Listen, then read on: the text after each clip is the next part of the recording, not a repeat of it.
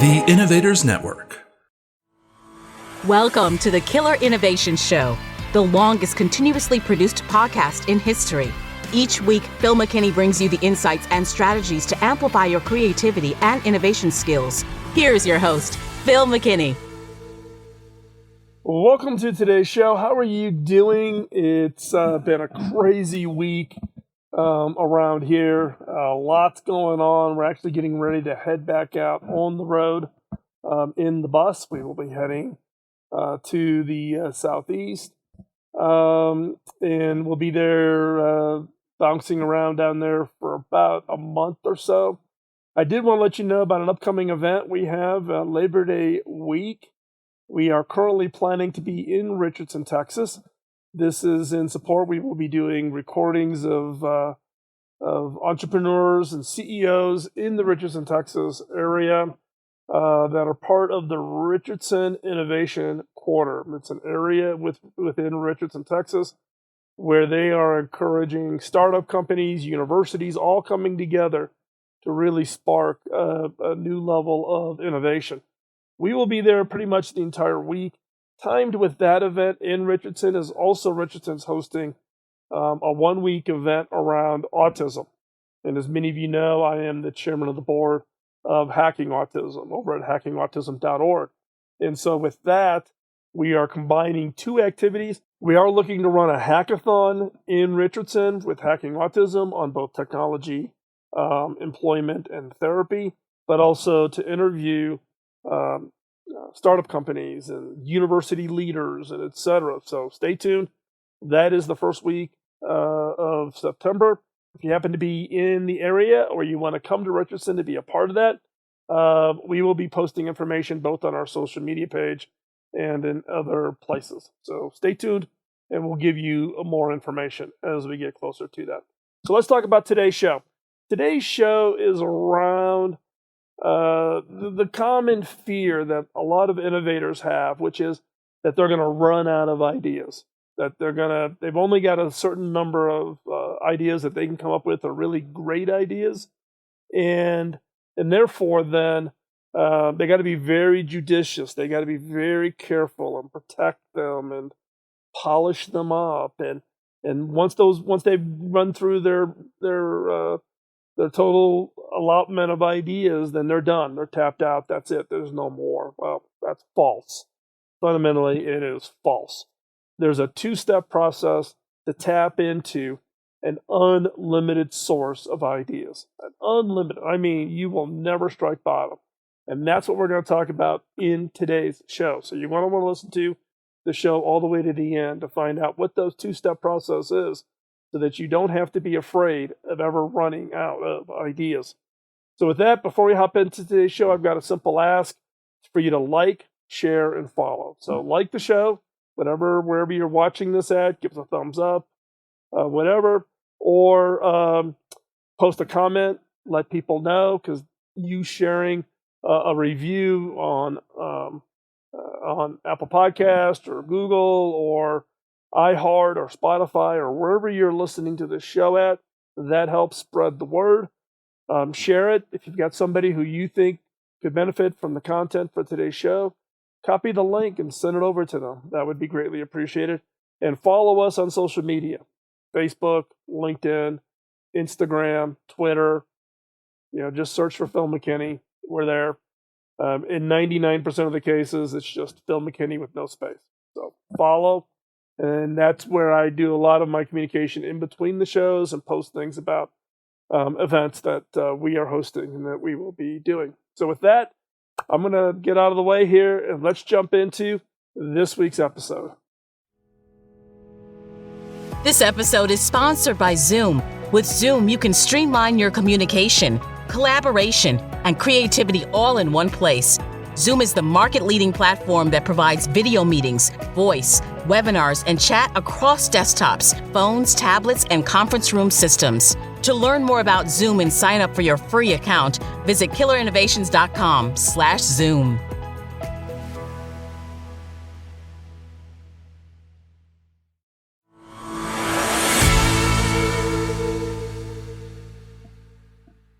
when I'm out and about and I run into fellow innovators, they want to share what they think is the idea that they have in their portfolio. They want to share, the ideas, maybe get some advice on how to take that idea and take it forward. Now, in many cases, they came up with this idea sometime before, a year, 2 years, some 5 or even 10 years before. And they believe it is the pinnacle of ideas, the ultimate idea. And they've been protecting it and polishing it and working on it. And they are afraid that they will never come up with an idea as good as this one. Now they may be working on some other little ideas, but they go, "But this is my big idea, and I've got this, and I've been working on it for an incredibly long time, and this is something that is just the pinnacle of ideas." They believe that they will only get one of these ideas in a lifetime, and they love this idea. And in fact, I would argue that they're loving that idea almost to death. Now, does this sound familiar? Do you have one of those ideas? That idea that you have gotten and you're just mind blowing, like, oh my gosh, this is fantastic. This is going to change the world. This is, wow, this is my one idea for my entire career, or my entire lifetime. Be honest. Are you kind of in that category? Do you have one of those ideas hidden away, tucked away someplace? Now I know I was there early in my career when I came up with my first idea that came up with the first one that came up with an award-winning best product award. And I've won multiples of these best product awards, but that first one, when I came up with that idea and I turned it into an innovation and it became a best product award winner, I'm thinking, okay, boom, stamped, I'm done. Step back, fold my arms, because I'm never going to come up with as good of an idea.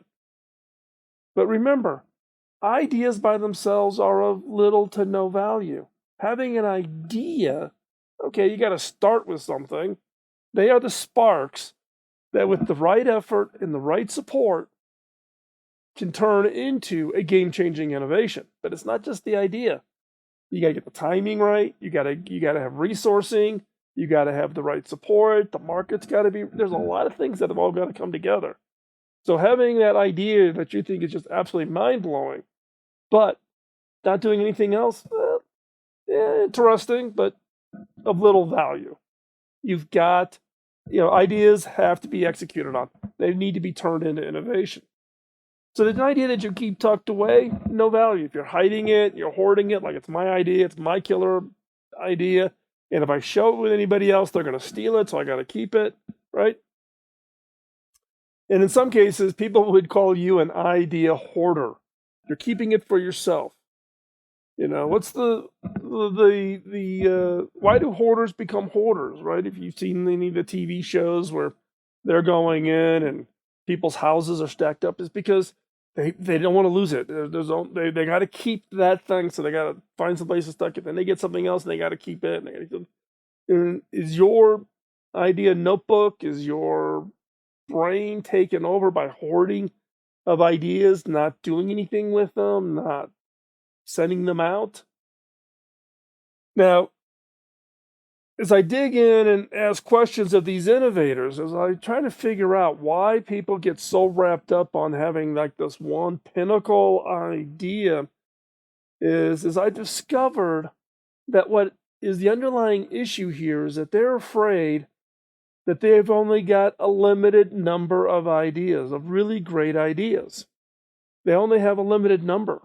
I get one a lifetime or one a career. That's the one idea I got. And I got to hold on to it. That's my idea. I got to hold on to it.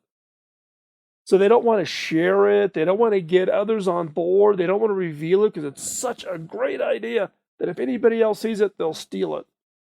Now let's drill in on this fear of running out of ideas. The fundamental fear is that once you've come up with this really great idea that becomes potentially a really game-changing idea, then you're done. Like I said, I've had my first big idea that turned into an award-winning product. I'm like, woo, woo, ring the bell, I'm done. Yep, okay, time to go into the rocking chair. No, right? You think you're done, and that you think it will never happen again. And that is absolutely wrong. Wrong. Think about it. How many ideas did Thomas Edison come up with that became game-changing innovations? Or Nikola Tesla? Or Elon Musk? Right? They came up with tens, if not hundreds, of ideas that changed our lives. Right? Now I know what you're saying. You're going, yeah, Phil, but they're special. Thomas Edison and Nikola Tesla, and Elon Musk, they're special. I'm not them. They may get tens of ideas. I'm lucky if I come up with one idea. Wrong. We are all able to innovate ideas multiple times over our career. Multiple award-winning, multiple game-changing ideas. It is not a one and done. We have an unlimited supply of ideas that we can generate. Each one of us can generate. Let me share with you my own experience. So, first real job, and I've shared with this on the show. Go back. There's one show where I talk about how I got trained to be an entrepreneur. So you can hear about my career progression that got me to a startup that was my first IPO. But I started off in training, developing computer-based training. So you sit on the screen and you get trained like how to use applications or how to use a PC. And this was back in the very early days of the PC. And I did that for two companies. A company called Deltek, which was purchased by Pinnacle Publishing, and Individual Software, which still exists out of Pleasanton, California. And I did products. And that was actually at Individual Software was my very first product that became an award-winning product. And a product some of you may have even used, a product called Typing Instructor. And then left and worked at a consulting company called Corporate Resource Associates. Bob Davis, my mentor, started that company and he hired me on. And I ended up doing software for Apple under contract for the original Mac, for the 1984 Mac. So my one claim to fame is I wrote some of the software that was in the original Macintosh. Great product. People would think that that's kind of a pinnacle of my career. Then I went on and did some consulting work at Hewlett Packard on the HP 9000. HP 9000, if you don't understand the history of computing architectures, it was the very first commercial computing platform built on a RISC processor, reduced instruction set computing. The RISC processors were a big breakthrough. A lot of that work came out of HP Labs. And the HP 9000 was the very first product. Similar company, I went to work and became president of a company called Teraplex. And that became the first computing architecture built around MISC, or minimal instruction set computing. And it was a supercomputer, massively parallel supercomputer. And it was a spin out of the University of Illinois. Then I went to Thumbscan, biometric security, high-speed pattern recognition. So a lot of optics and being able to gather images of fingerprints and analyze them and match them and identify that person very, very quickly. And then I went on to do a product called Imagine for Telligent, where I was one of the 5 founders. And it was the very first web-based online billing platform, right? So the first time you've ever been able to put a bill up on an online site and to actually take payment for that. So training, operating systems, microprocessor design, supercomputers, biometrics, image processing, telecom. All of those industries, right? And all the products I listed here, all were award-winning products, right? And now look, you may look at me and say, well, look, Phil, you were CTO at Hewlett Packard. You're special. I'm not special. I am not special. One is don't think I did these all by myself, right? It was about having the right mix of people. As I progressed through my career, I learned that one of the most important skills I could ever build up was picking the right people, getting the right people bought in to these ideas that I had. But, and look, I'm still working on ideas. I'm working on ideas every day. Now, the reality is that, um, you know, you know, human creativity is not unlimited resources. You only get so many ideas, don't use them all up. That is not the case. I'm not special. So, how do I do it? How did I do this across my entire career? What is it you can apply to your own career? Well, it's fundamentally a two-step process that I use. The first step is whatever ideas I have, I share. I either execute it, I decide that that's one I'm going to execute. If it's not one I can get to, I'm not going to hoard it. I share it. I give it away. I share it on the show. I share it in my blog. I tweet about it, tweet ideas that I've come across.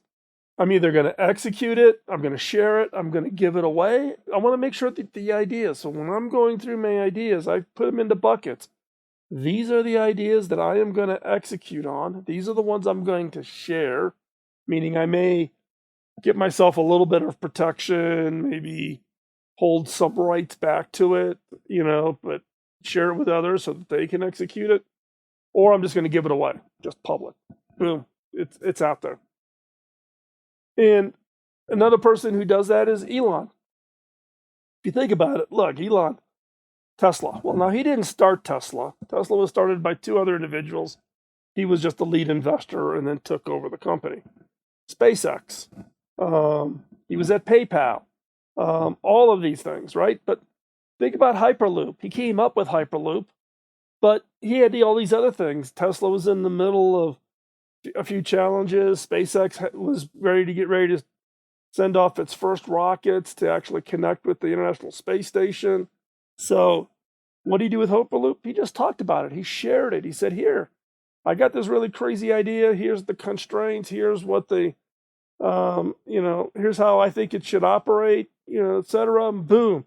We saw an explosion of Hyperloop companies all of a sudden, get birthed just from an idea that Elon had and that he shared.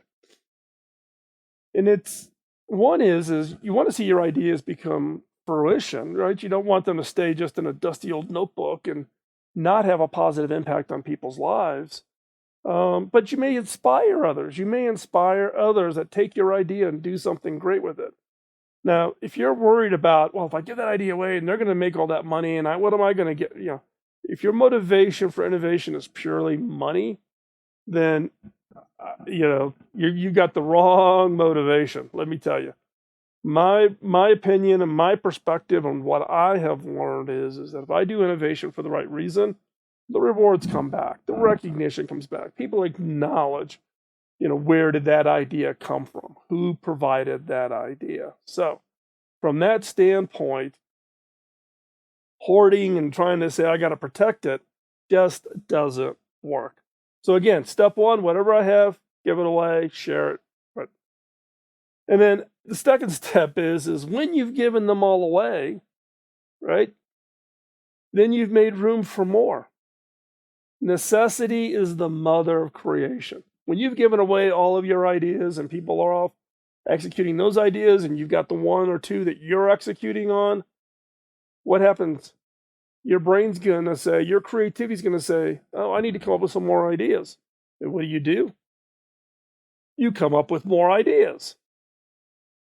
Your creativity will fill the vacuum that you make by giving away and sharing your ideas.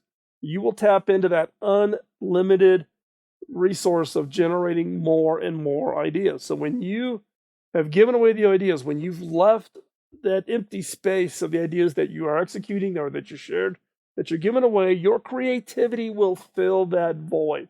You will come up with more ideas. And in fact, what I have found is early on, what I thought was a really, really great idea was a good idea, but I wouldn't say like it was game changing.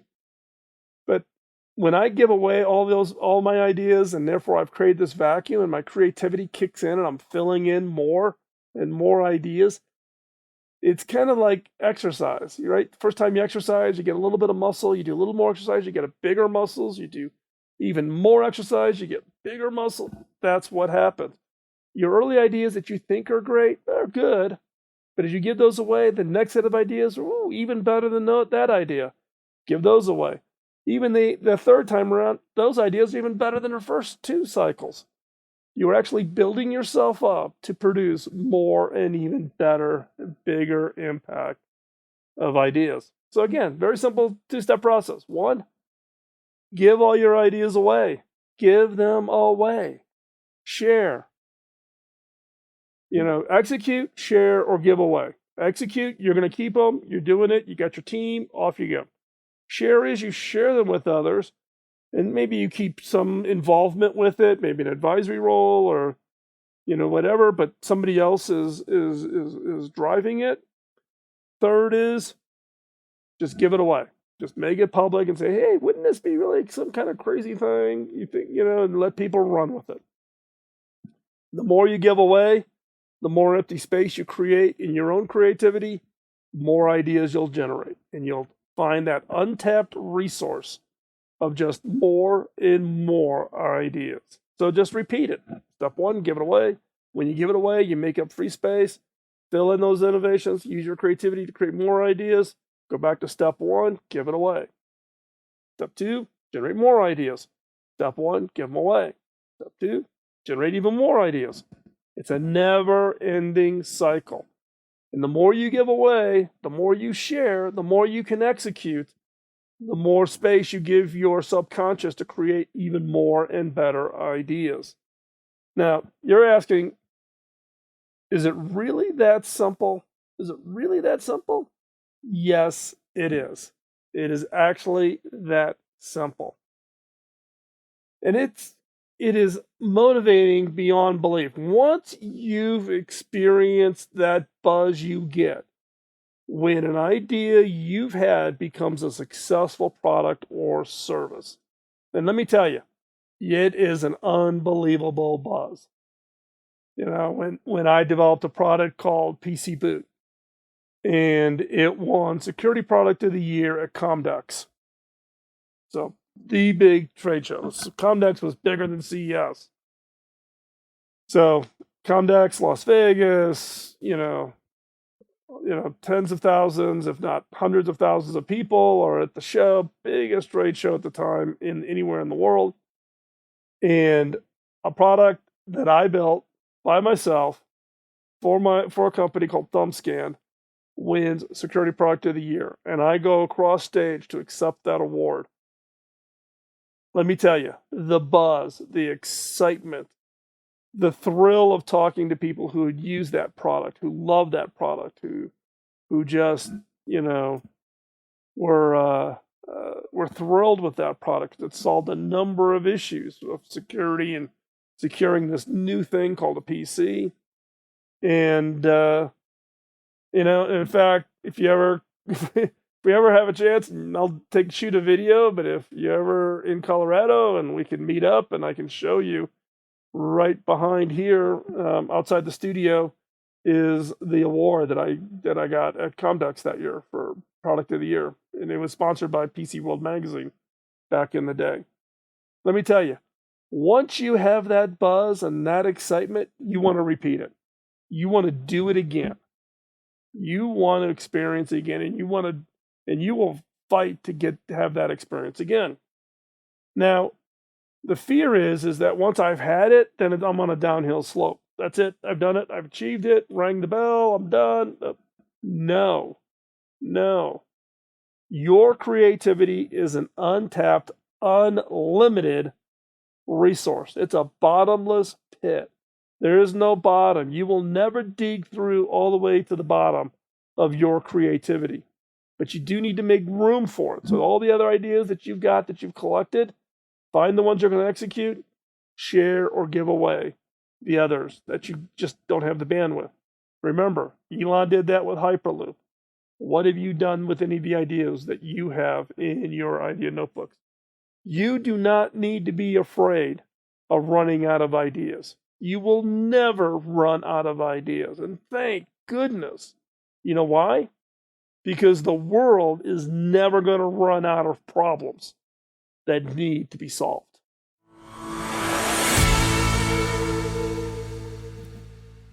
So what's the first thing you're going to do following listening to that episode?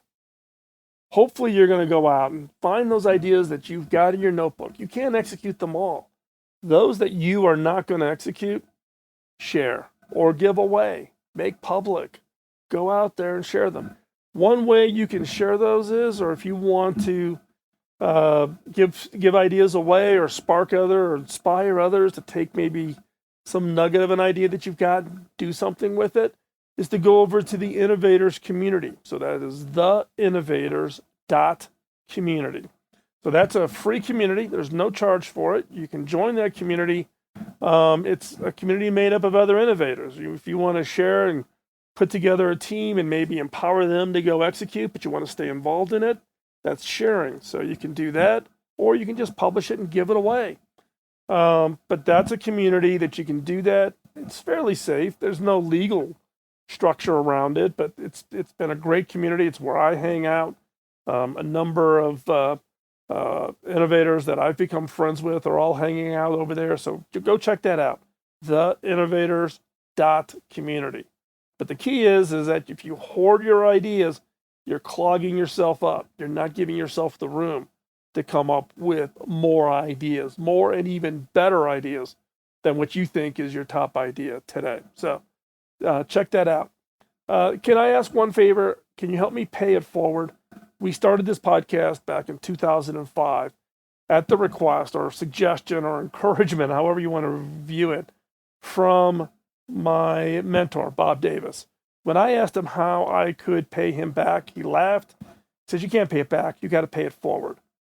And so I started the podcast as a way to pay it forward, to share with you my experiences, my expertise, and my Rolodex, people that I know that I've had come onto the show and share what it is they do, that you can learn from them. So if you enjoy the content, you enjoy the regular show, help me out by sharing it with others. Help me pay it forward. Help by making people aware of the show that could benefit from hearing this, and and maybe every once in a while get a little kick in the pants to use that creativity for good. Create great, game-changing, life-changing, world-changing innovations. As always, I'm going to ask for help on topics and guests. If you've got topics or guests that you've come across, that you've heard, or you've read an article that you think would be really interesting, if you could, if we could dig in maybe a little bit more on some part of their story that's innovation related, let me know. Just drop an email over at phil@killerinnovations.com, or you can go fill out the form over at killerinnovations.com. And just drop me a note. We'll add them to the list, and we'll check those out. And with that, I'm going to thank you for your time. Your most valuable resource you have is your time, and you choose to give that to us, and we greatly, greatly appreciate it, and we want to treat it properly. So when we're done, we're done.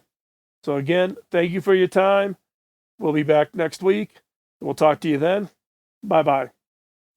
Podcasting nonstop since 2005, this has been the Killer Innovation Show on the Innovators Network. This show is distributed by the Innovators Network. For more information and other great shows and content, visit theinnovators.network.